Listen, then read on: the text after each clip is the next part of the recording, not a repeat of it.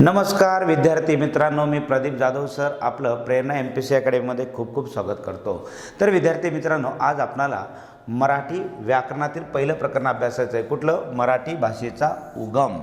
तर विद्यार्थी मित्रांनो, या प्रकरणावरती बऱ्याच वेळेस आपल्याला परीक्षेमध्ये प्रश्न विचारण्यात आलेले आहेत आणि या प्रकरणाची सुद्धा सुरुवात करत असताना आपल्याला प्रश्नापासूनच सुरुवात करायची आहे। तर पहा विद्यार्थी मित्रांनो, पहिला प्रश्न असा आहे की मराठी भाषा खालीलपैकी कोणत्या भाषेतून विकसित झाली आहे? मराठी भाषा खालीलपैकी कोणत्या भाषेतून विकसित झालेली आहे? आणि हा जो काही प्रश्न आहे ना विद्यार्थी मित्रांनो, गडचिरोली तलाठी 2014, चंद्रपूर तलाठी 2016, भंडारा पोलीस भरती 2017, त्याचबरोबर सिंधुदुर्ग पोलीस भरती 2013ला पडलेला प्रश्न आहे। तर आता विद्यार्थी मित्रांनो पहा, याचे पर्याय असे आहेत। पहिला पर्याय इंग्रजी संस्कृत, दुसरा पर्याय कानडी हिंदी, तिसरा पर्याय संस्कृत प्राकृत आणि चौथा पर्याय संस्कृत मराठी। तर मग विद्यार्थी मित्रांनो, याचं उत्तर काय असेल? आता पहा, तर विद्यार्थी मित्रांनो याचं उत्तर आहे संस्कृत प्राकृत। मग मराठी भाषा कोणत्या भाषेतून विकसित झालेली आहे? संस्कृत प्राकृत भाषेपासून आपली मराठी भाषा काय झालेली आहे? विकसित झालेली आहे। मग आता पहा, मराठी भाषेचा उगम किंवा विकास डॅड्याच भाषेपासून झाला आहे।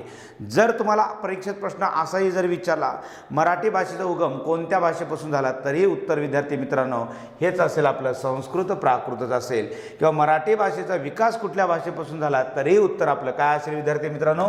संस्कृत प्राकृत हेच आपलं काय असायला पाहिजे? उत्तर असायला पाहिजे। त्यानंतर पुढे चला विद्यार्थी मित्रांनो, आता पहा, इकडं लक्ष द्या। प्राकृत म्हणजे काय? आता आपल्याला हे समजून घ्यायचं की प्राकृत नेमकं कशाला म्हणतात। मग प्राकृत म्हणजे त्या काळातील लोकांच्या बोली भाषेतील भाषा होय। पहा, प्राकृतचा अर्थ काय होतो? प्राकृत म्हणजे त्या काळातील लोकांच्या बोली भाषेतील भाषा होय। म्हणजे आपल्या महाराष्ट्रामध्ये आता पूर्वीच्या काळी, त्या काळी काय महाराष्ट्र या भूप्रदेशाची निर्मिती झाली नव्हती, काही नाही। म्हणजे या भूप्रदेशामध्ये जे राहणारे लोक होते, आताचा जो काही महाराष्ट्र आहे, मग त्यांच्या बोली भाषेतील भाषा म्हणजेच कोणती भाषा आहे विद्यार्थी मित्रांनो? प्राकृत भाषा आहे। त्यानंतर पुढे चला, मराठी भाषेलाच पहा, आपल्या मराठी भाषेलाच वेगवेगळ्या काळामध्ये आपणाला वेगवेगळे असे नावं पाहायला मिळतात। मग कोणकोणती वेगवेगळी नावं पाहायला मिळतात? मग आपल्या मराठी भाषेचं जे एक नाव आहे विद्यार्थी मित्रांनो, पहा, महारठी आहे। काय आहे? महारठी। मराठी भाषेचं जे एक नाव होतं महारठी। त्यानंतर तिलाच आणखी एक नाव पाहायला मिळते आपल्याला देशी, त्याचबरोबर आणखी तिलाच आपण प्राकृत असंही म्हणतो। मग मराठी भाषेला वेगवेगळ्या काळामध्ये महारठी, देशी, प्राकृत अशी आपणाला वेगवेगळी नावं पाहावयास मिळतात। मग आता हा जो काही महारठी शब्द आहे ना, यावरूनच अपभ्रंश होऊन नंतर कुठला शब्द तयार झालेला आहे विद्यार्थी मित्रांनो? मराठी हा शब्द अस्तित्वात आलेला आहे किंवा तयार झालेला आहे। त्यानंतर पुढे चला, आता पहा, भारतातील सर्वात प्राचीन असणाऱ्या भाषा डॅडॅस व डॅडॅस ह्या आहेत। मग कोणत्या आहेत? आपल्या भारतातील सर्वात प्राचीन असणाऱ्या भाषा पहा, कुठल्या आहेत? तमिळ आणि दुसरी कुठली आहे? संस्कृत। ह्या आपल्या भारतातील सर्वात प्राचीन असणाऱ्या भाषा आहेत। एक आहे तमिळ आणि दुसरी आहे संस्कृत भाषा। आता संस्कृत भाषा तर एवढी प्राचीन असणारी भाषा आहे की या संस्कृत भाषेला देववाणी म्हणून संबोधल्या जाते। पहा, संस्कृत भाषेला डॅडॅस म्हणून संबोधल्या जाते। काय? देववाणी। देववाणी म्हणजे काय सांगा विद्यार्थी मित्रांनो? देववाणी कशाला म्हणतात? आता देवाच्या मुखातून पडलेली भाषा म्हणून या संस्कृत भाषेचं नाव काय पडलेलं आहे? देववाणी असं हिचं नाव रूढ झालेलं आहे। कोणाचं? संस्कृत भाषेचं। पहा, संस्कृत पंडितांचं म्हणणं असं होतं विद्यार्थी मित्रांनो, कोणाचं? संस्कृत पंडितांचं, की ही जी काही भाषा आहे, कुठली? संस्कृत भाषा, ही जगातील सर्वश्रेष्ठ असणारी भाषा आहे। ही देवाच्या मुखातून पडली गेलेली भाषा आहे, म्हणून संस्कृत भाषेला देववाणी असं संबोधतात। पहा, आपला असा समज आहे की सगळ्यात अगोदर देव आणि या देवाने या सृष्टीची निर्मिती केली, बरोबर आहे। आणि मग आता देव हे संवादासाठी कुठली भाषा वापरायचे? तर संस्कृत पंडितांचं म्हणणं असं आहे की देव संवादासाठी संस्कृत भाषेचा वापर करायचे। म्हणजे ही जी काही भाषा आहे संस्कृत भाषा, ही देवाच्या मुखातून पडली गेलेली भाषा आहे, म्हणून तिला देववाणी असं संबोधल्या जाते। त्यानंतर पुढे चला, पहा, एकीकडं संस्कृत पंडित म्हणायचे की ही संस्कृत भाषा जगातील सर्वश्रेष्ठ भाषा आहे. संस्कृत भाषा म्हणजे विद्वानांची भाषा आहे. बरोबर आहे. तर आता दुसरीकडं संस्कृत पंडितांना, कोणाला? संस्कृत पंडितांना मराठी भाषेचं महत्त्व पटवून सांगताना संस्कृत वाणी देवे केली तरी प्राकृत काय चोरापासून झाली असा प्रश्न कोणत्या संताने उपस्थित केला? हा जो काही प्रश्न आहे ना परीक्षेला येऊन गेलेला आहे विद्यार्थी मित्रांनो, पहा. तर आता इकडं लक्ष द्या. संस्कृत पंडितांना मराठी भाषेचं महत्त्व पटवून सांगताना संस्कृत वाणी देवे केली तरी प्राकृत काय चोरापासून झाली असा प्रश्न कोणत्या संताने उपस्थित केला? हा जो काही प्रश्न आहे ना विद्यार्थी मित्रांनो, शिक्षक पात्रता परीक्षा 2016ला पडलेला प्रश्न होता. मग आता खाली पहा पर्याय असे आहेत. पहिला पर्याय संत नामदेव महाराज, दुसरा आहे संत ज्ञानेश्वर, तिसरा आहे संत एकनाथ आणि चौथा पर्याय संत तुकाराम महाराज. मग आता आपण उत्तर द्यायचं. सांगा पाहू उत्तर काय असेल विद्यार्थी मित्रांनो? असा प्रश्न कोण्या संतांना उपस्थित केला असेल? पहा आता हा जो काही प्रश्न आहे ना संत एकनाथ महाराजांनी उपस्थित केला होता. कोण? संत एकनाथ महाराज. पहा संत एकनाथ महाराज म्हणजे 15व्या शतकातील संत आहेत ते. बरोबर आहे. 15व्या शतकाच्या सुरुवातीला त्यांचा जन्म झालेला आहे संत एकनाथ महाराजांचा. आणि या संत एकनाथ महाराजांनी संस्कृत पंडितांना प्रश्न उपस्थित केला. आता संत एकनाथ महाराजांचाही जन्म ब्राह्मण कुटुंबातलाच आहे. बरोबर आहे. तर मग संत एकनाथ महाराज म्हणतात संस्कृत पंडितांना मराठी भाषेचं महत्त्व पटवून सांगताना संस्कृत वाणी देवे केली. कोणती? संस्कृत भाषा देवानं जर निर्माण केली असेल तर मग आमची प्राकृत म्हणजे मराठी भाषा काही चोरापासून झाली ह्याचा आम्हाला तुम्ही उत्तर द्या असा प्रश्न उपस्थित करणारे संत कोण? तर संत एकनाथ महाराज. या संतांविषयी आपल्याला पुढे जाऊन साहित्यविषयकमध्ये माहिती पाहिजे आहे. त्या ठिकाणी आपल्याला सगळे संत त्या ठिकाणी अभ्यासायचे आहेत. कारण की संत साहित्यावरती सुद्धा परीक्षेला मग सरळ सेवा असेल, पोलीस भरती असेल, 1-2 प्रश्न आपल्याला हमखास विद्यार्थी मित्रांनो विचारले जातात. त्यानंतर पुढे चला. आता पहा विद्वानांची भाषा म्हणून डॅडाच भाषा ओळखली जाते. मग कोणती भाषा ओळखली जाते विद्यार्थी मित्रांनो? संस्कृत भाषा ओळखली जाते. विद्वानांची भाषा म्हणून संस्कृत भाषेकडे पाहिलं जातं किंवा ओळखल्या जाते. कारण की सुरुवातीच्या काळामध्ये जे काही साहित्याची निर्मिती झाली होती, बरोबर आहे, कुठल्या भाषेमध्ये झाली होती? ती संस्कृत भाषेमध्ये झालेली होती. आणि बरंचसं काही आध्यात्मिक तत्त्वज्ञानसुद्धा सुरुवातीच्या काळामध्ये कोण्या भाषेमध्ये लिहिण्यात आलं होतं?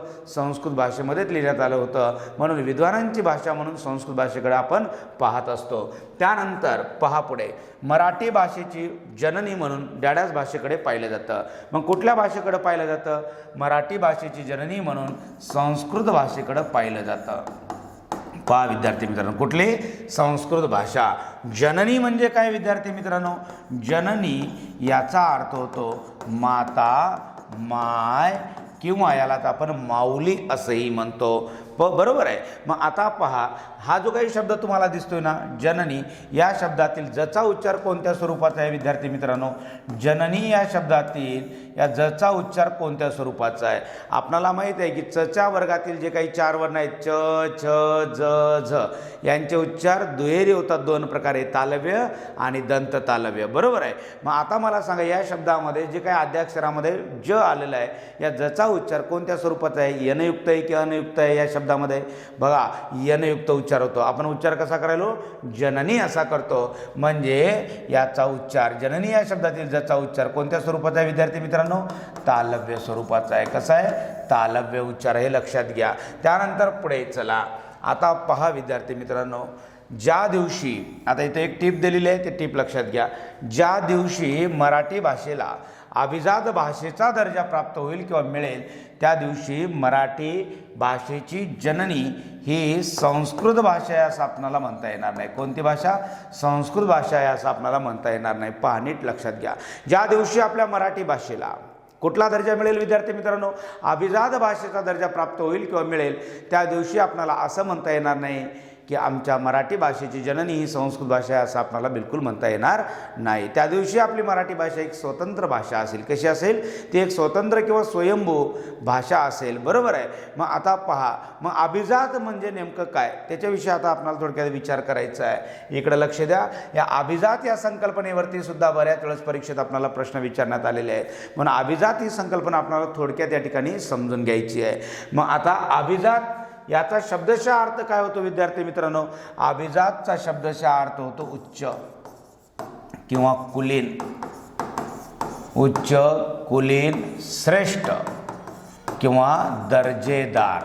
असा याचा अर्थ होतो। पहा विद्यार्थी मित्रांनो, अभिजातचा शब्दशः अर्थ कुठला होतो? उच्च, कुलीन, श्रेष्ठ किंवा दर्जेदार असा त्याचा अर्थ होतो। मग आता जी भाषा मूळची असते, कशी असते? मूळची, स्वतंत्र किंवा स्वयंभू असते, म्हणजे तिची व्युत्पत्ती इतर कोणत्याही भाषेपासून झालेली नसते, अशा भाषेला काय म्हणतात? अभिजात भाषा असे म्हणतात।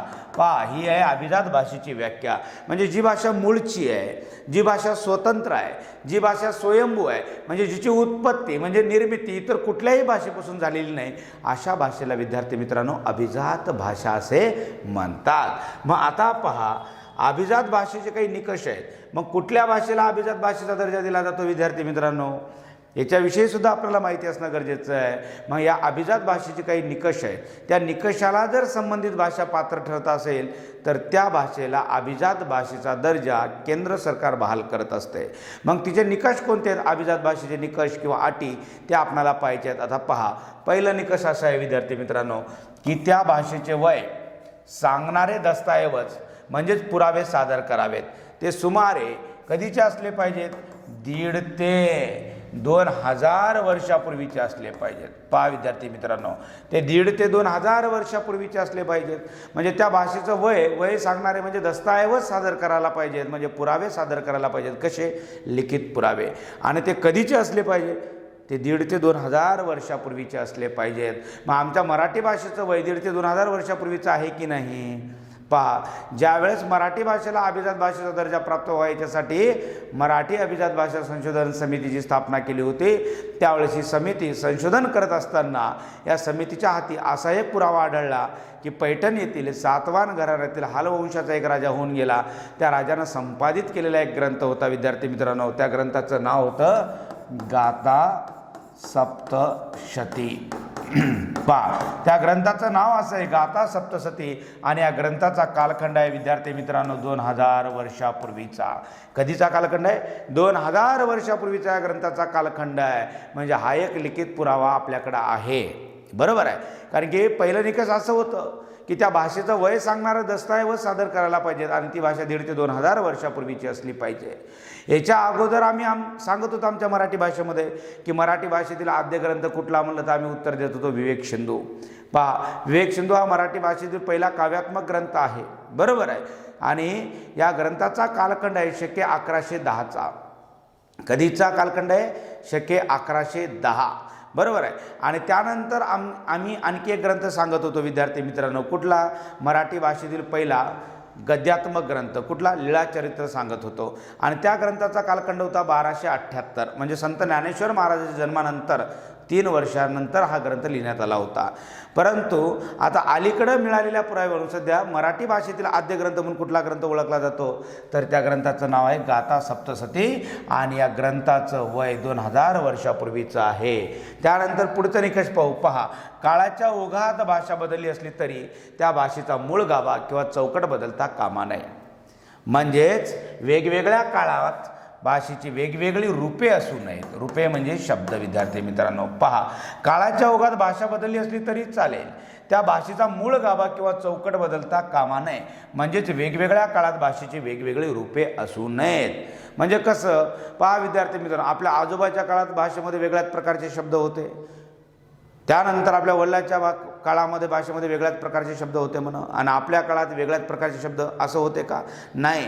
पहा, काळाच्या ओघात भाषा बदलली असली तरी चालेल, परंतु त्या भाषेचा मूळ गाभा जो असतो, मूळ जी चौकट असते ती बदलता कामा नये। म्हणजे वेगवेगळ्या काळामध्ये भाषेची वेगवेगळी रूपे असू नयेत। मग याही निकषाला आपली मराठी भाषा पात्र ठरते। त्यानंतर पुढे चला, ती भाषा डाड्याच भाषेपासून बनलेली नसावी, इतर भाषेपासून बनलेली नसावी। मग इतर कोणत्याही भाषेपासून ती भाषा बनलेली नसावी, बरोबर आहे। त्यानंतर पुढे चला, आता त्या भाषेमध्ये डाड्या दर्जाचे साहित्य असावे। कशा दर्जाचे? श्रेष्ठ दर्जाचं साहित्य असायला पाहिजे। मग आता आमच्या मराठी भाषेमध्ये आपल्या श्रेष्ठ दर्जाचं आपल्याला साहित्य दिसून येते, एकापेक्षा एक दर्जेदार असं श्रेष्ठ दर्जाचं साहित्य आपल्याला मराठी भाषेमध्ये पाहायला मिळते। म्हणजे याही निकषाला मराठी भाषा पात्र ठरते। त्यानंतर त्या भाषेचे डाड्यास व डाड्यास यांचा संबंध असावा। काय? आधुनिक रूप आणि प्रारंभिक रूप यांचा काय असायला पाहिजे, संबंध असायला पाहिजे. आधुनिक रूप आणि प्रारंभिक रूप यांचा संबंध असायला पाहिजे. त्यानंतर आता पुढचा निकष पहा, त्या भाषेवर इतर भाषेचा प्रभाव चालेल परंतु ती भाषा कशी असावी, स्वतंत्र असावी. मग आमच्या मराठी भाषेवर इतर भाषेचा प्रभाव आपल्याला दिसून येतो, बरोबर आहे, परंतु आपली मराठी भाषा कशी आहे विद्यार्थी मित्रांनो, स्वतंत्र आहे. मग या मराठी भाषेवरती आपल्याला इंग्रजी भाषेचाही प्रभाव दिसून येतो, बरोबर आहे, पोर्तुगीज भाषेचाही प्रभाव दिसून येतो. त्याचबरोबर आपल्या महाराष्ट्राच्या शेजारी जे काही इतर प्रांत आहेत आणि इतर प्रांतातील राज्यांची जी काही भाषा आहे तिचाही प्रभाव आपल्या मराठी भाषेवरती दिसून येतो. मग आता हे जे काही निकष आहे की त्या भाषेवर इतर भाषेचा प्रभाव असला तरी चालेल परंतु ती भाषा कशी असायला पाहिजे, स्वतंत्र असायला पाहिजे. मग आमच्या मराठी भाषेवर इतर भाषेचा प्रभाव आहे परंतु मराठी भाषा कशी आहे, स्वतंत्र आहे, बरोबर आहे. याही निकषाला मराठी भाषा कशी ठरते, पात्र ठरते. मग आता वरील निकषांना जी भाषा पात्र ठरते विद्यार्थी मित्रांनो, अशा भाषेला कोण, केंद्र सरकार, कोण, केंद्र सरकार अभिजात भाषेचा दर्जा बहाल करते. पहा वरचे जे काय आपण निकष पाहिले आता आपण विद्यार्थी मित्रांनो, वरील निकषाला जी भाषा पात्र ठरते त्या भाषेला केंद्र सरकार अभिजात भाषेचा दर्जा बहाल करत असते. त्यानंतर पुढे चला, आता पहा मराठी भाषेला सुद्धा अभिजात भाषेचा दर्जा प्राप्त व्हावा यासाठी राज्य शासनाकडून केंद्र सरकारकडे प्रस्ताव पाठविण्यासाठी मराठी अभिजात भाषा संशोधन समितीची स्थापना करण्यात आली होती. कधी करण्यात आली होती विद्यार्थी मित्रांनो, सांगा. 10 जानेवारी 2012ला, 10 जानेवारी 2012ला.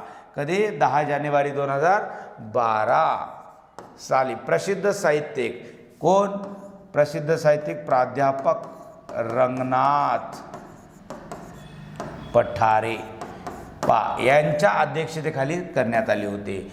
मग आता सध्याचे अध्यक्ष कोण आहेत, आता सध्याचे अध्यक्ष प्राध्यापक हरी नरके आहेत. हरी नरके सध्याचे प्राध्यापक हरी नरके आहेत. परंतु ज्यावेळेस मराठी अभिजात भाषा संशोधन समितीची स्थापना करण्यात आली होती तेव्हा या समितीचे अध्यक्ष कोण होते, प्राध्यापक रंगनाथ पठारे. आणि या समितीची स्थापना कधी झाली होती विद्यार्थी मित्रांनो, 10 जानेवारी 2012 साली, हे लक्षात ठेवा. त्यानंतर पुढे चला, आता पहा मराठी अभिजात भाषा संशोधन समितीची स्थापना तत्कालीन मुख्यमंत्री डॅडस यांच्या काळात झाली. कोण होते पूर्व तेव्हा मुख्यमंत्री, पृथ्वीराज चव्हाण होते. कोण होते, पृथ्वीराज चव्हाण यांच्या काळामध्ये झाले होते. त्यानंतर पुढे चला, मराठी अभिजात भाषा संशोधन समितीने 500 पानाचा अंतिम अहवाल कधी, 31 मे 2013 साली केंद्र सरकारकडे सादर केला. पहा मराठी अभिजात भाषा संशोधन समितीने आपला अंतिम अहवाल किती पानाचा होता, 500 पानाचा अहवाल होता, केंद्र सरकारकडे सादर केला मे 2013 साली. त्यानंतर आता नीट लक्ष द्या की आपले हे जे काही प्रयत्न आहेत मराठी भाषेला अभिजात भाषेचा दर्जा मिळावा, मग हे प्रयत्न कशासाठी आहेत, मग आपल्या मराठी भाषेला अभिजात भाषेचा दर्जा मिळाल्यानंतर आपला काय फायदा होणार आहे किंवा आपल्या भाषेचा काय फायदा होणार आहे.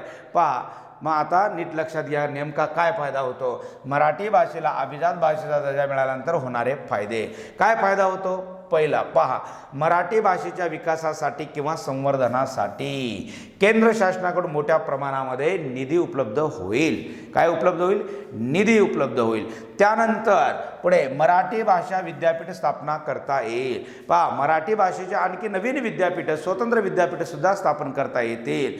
आणि एक लक्षात घ्या, आपल्या भारतामध्ये जे काही वेगवेगळे आता विद्यापीठ आहेत, एकूण जवळपास 400-450 विद्यापीठ आहेत. या 450 विद्यापीठामधून मराठी भाषा शिकण्याची सुद्धा सोय करता येईल.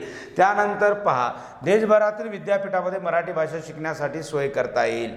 त्यानंतर मराठी भाषेच्या बोलीचा अभ्यास, संशोधन, साहित्य संग्रह करणे शक्य होईल.